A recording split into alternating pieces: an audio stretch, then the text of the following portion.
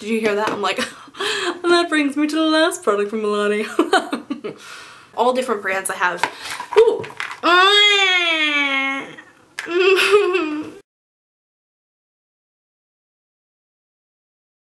Hey guys and dolls, today I'm doing a products of the month video. I actually skipped last month, so this is like a product for the last 2-month video, I guess you could say. It really doesn't matter if I do it monthly or quarterly or whatever, it's just current products video, I guess.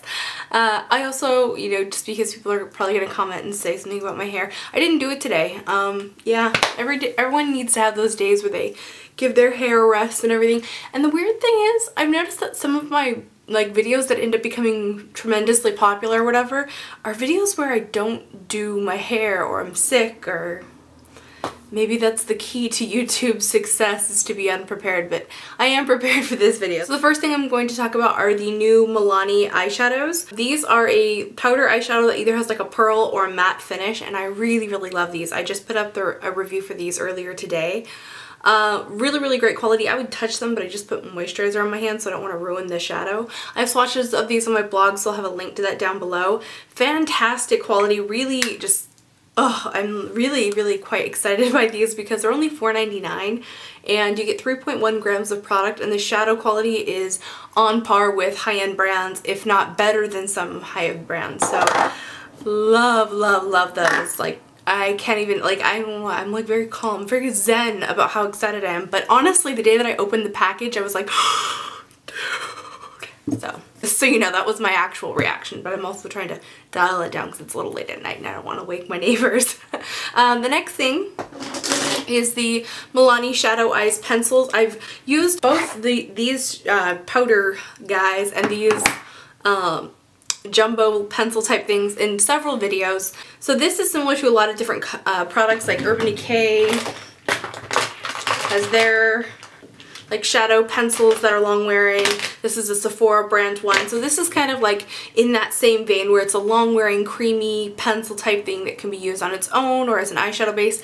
I prefer it as an eyeshadow base. So it comes in some neutral colors, like we have like this like nude color, we have a bronze, white, and then obviously these fun like green, purple, and blue.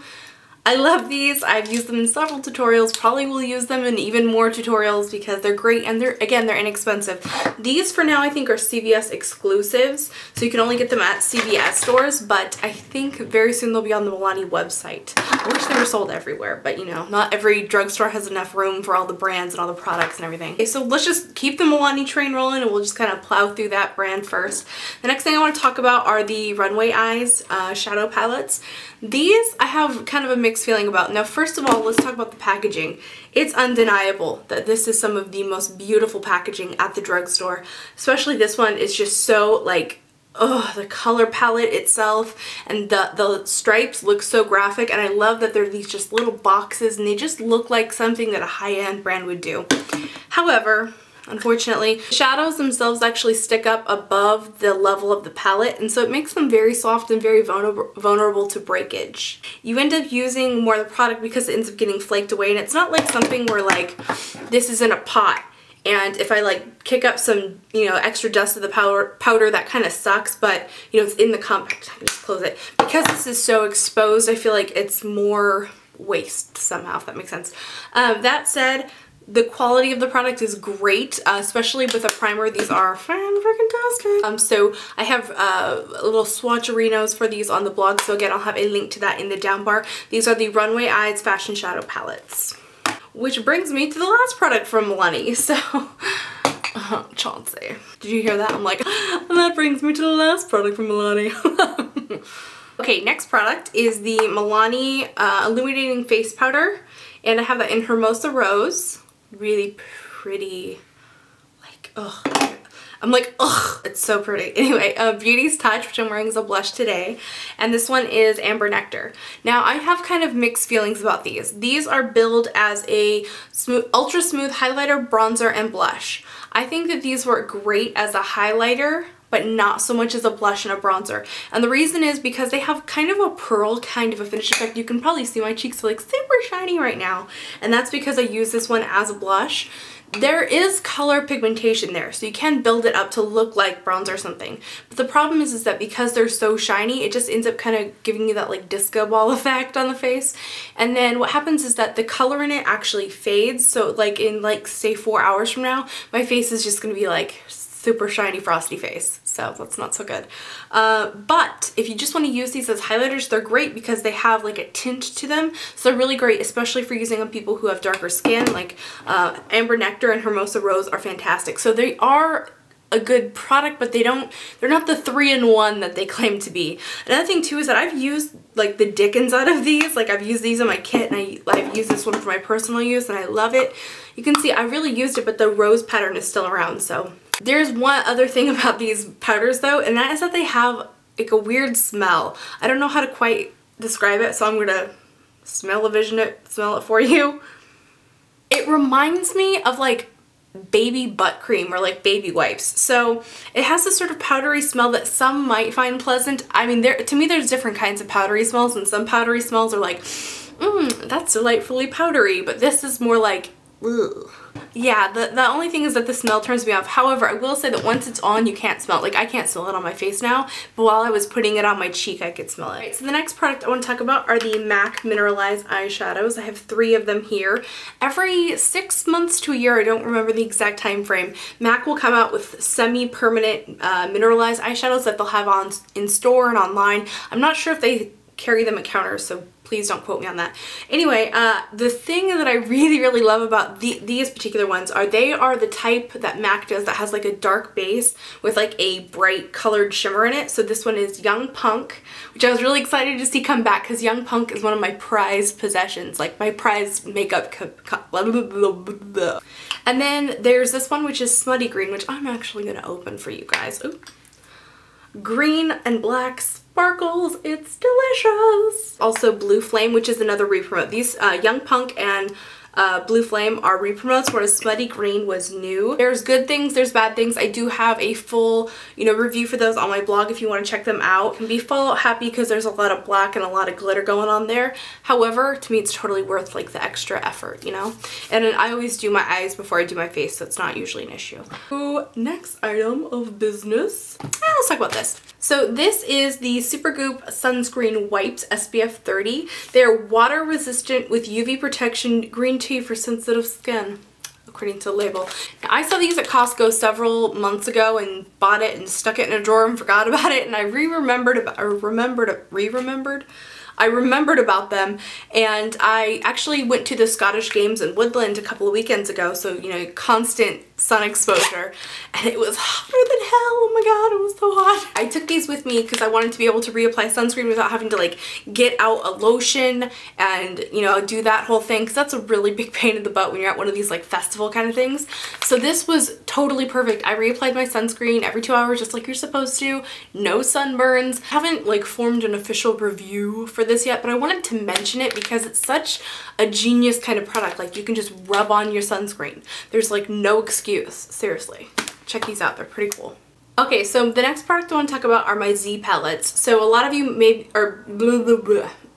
be familiar with this. It is like a laminated cardboard with a clear like front that is a freedom system for holding your eyeshadows. So the bottom itself is a magnet and it holds in eyeshadows that have a metal bottom, but it can also hold in shadows that have a like magnetic bottom, but it doesn't hold them as strongly as it will the ones with the metal pans. So all of these are various inglot shadows and stuff. This is the pro size, so it's like extra big. So this one is the large size, and it opens up much the same way. Just it also holds closed with a magnet, which I really like because that way the clasp can't break on it. And this one right here is actually kind of interesting. This is my bridal palette for a wedding that I'm doing this Saturday. I've already done her test, so I've kind of gone through my various different makeup palettes and pulled exactly what I need, so that when I go to do that event, all I have to take is this. So it makes it really convenient. It makes it just a little bit easier to pare down what all you're carrying in your kit. For me, I don't like lugging around a whole bunch of stuff because it's really heavy. So love this. I love the freedom. Obviously I have all different brands. I have, ooh, sorry about that guys, as I'm sure you just saw. As I was opening it, I don't know exactly what went wrong. I don't know if I was being like a like a Butterfingers or whatever. But yeah, it fell, and I just spent the better part of 45 minutes looking for Swiss chocolate, which is not candy. I mean the shadow color. Anyway, back to the video, much more carefully now, firmly gripping it in my hand.